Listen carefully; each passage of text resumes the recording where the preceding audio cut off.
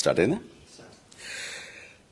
రాజకీయాల గురించి ప్రస్తావించడం అనేది చాలా సంవత్సరాల తర్వాత మళ్ళీ ఇదిగో ఇప్పుడే జరుగుతుంది. దానికి ప్రధానమైన కారణం తమ్ముడు పవన్ కళ్యాణ్, అలాగే చంద్రబాబు నాయుడు గారు తెలుగుదేశం నుంచి, బీజేపీ నాయకత్వం వీళ్ళందరూ ఒక కూటమిగా ఏర్పడ్డారు. అది చాలా సంతోషం, మంచి పరిణామం.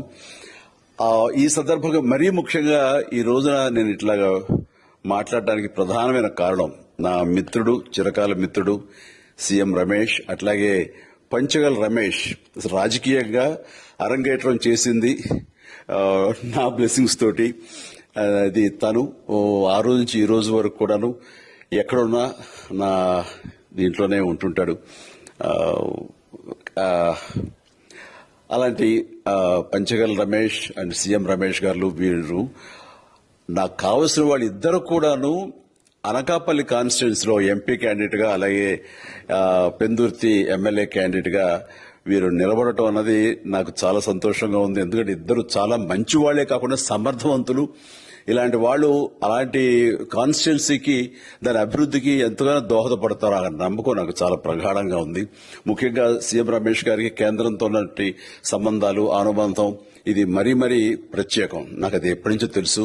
వారి గురించి నేను వింటూనే ఉన్నాను, చూస్తూనే ఉన్నాను.